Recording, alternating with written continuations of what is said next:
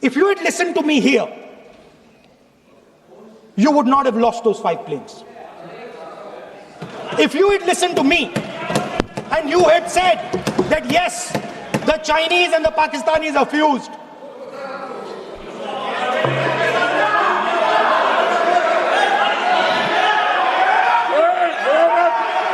sir,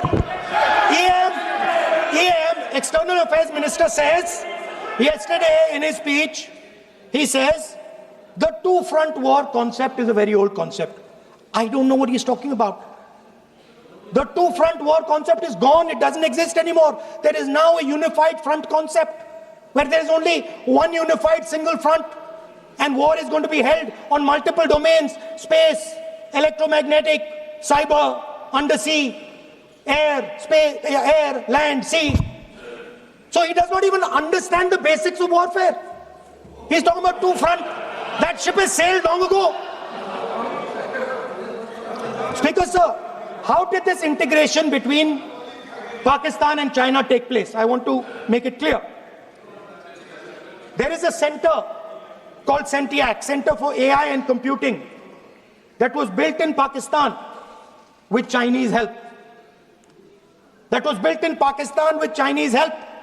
And the aim of the center is to integrate the Pakistani Air Force with the Chinese Air Force and make and transform the Pakistani Air Force into a network-centric Air Force. Speaker, sir, as I speak, and since 2021, Pakistani officers, strategic officers, have been embedded in the PLA's Western and Northern Theatre Commands. They are sitting there, coordinating.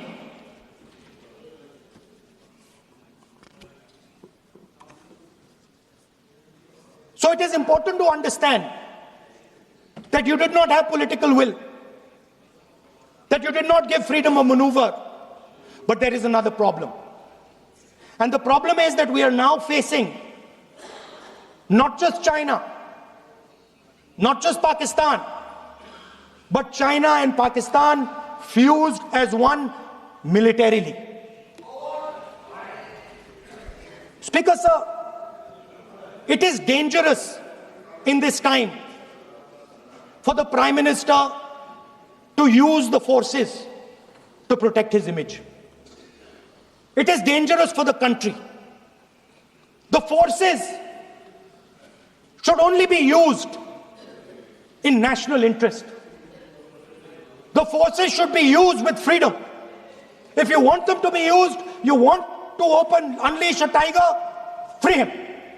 Do not tie his hands behind his back. Do not go to the Pakistanis and say, listen, don't escalate. Then go all the way. Then fight properly and defeat them once and for all. Don't have President Trump tell you that I have stopped the war 29 times. Have the courage to tell him, no, to hell with you. You can't stop any war. We're going to fight.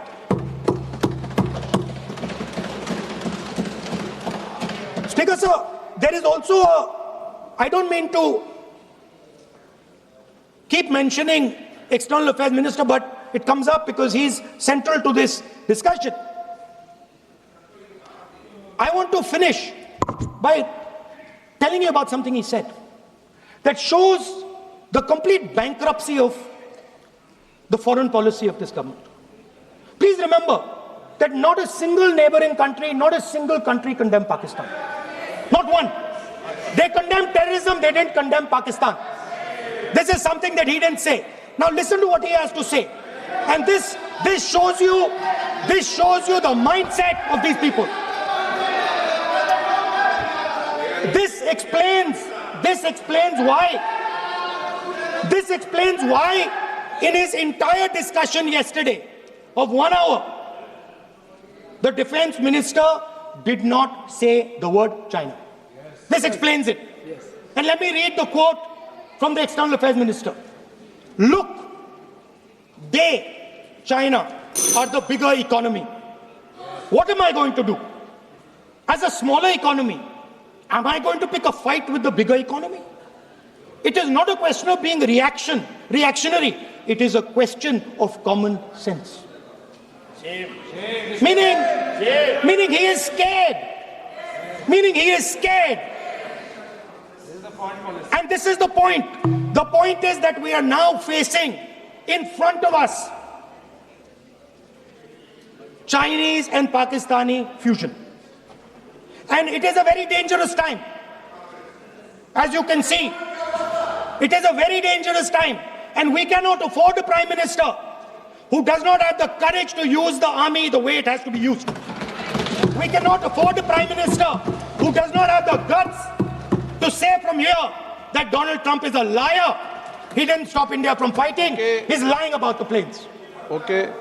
We need a Prime Minister who completely frees the army, frees the Air Force, frees the Navy and says, go, khatam karo kaam ko, like Indira Gandhi did.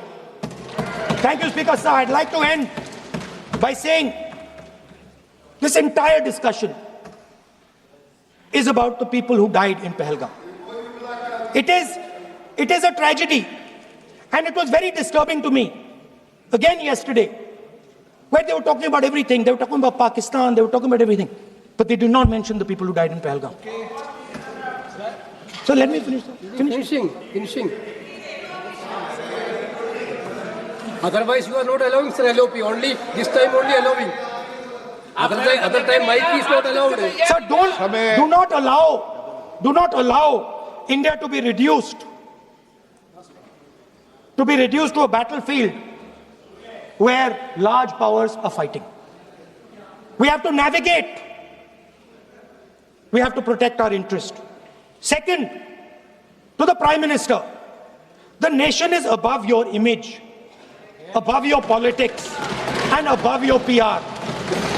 The forces are above your PR, your image, and your politics. Have the humility to understand that. Have the dignity to understand that. And do not sacrifice the armed forces and national interest for your own petty political gains. Thank you, sir.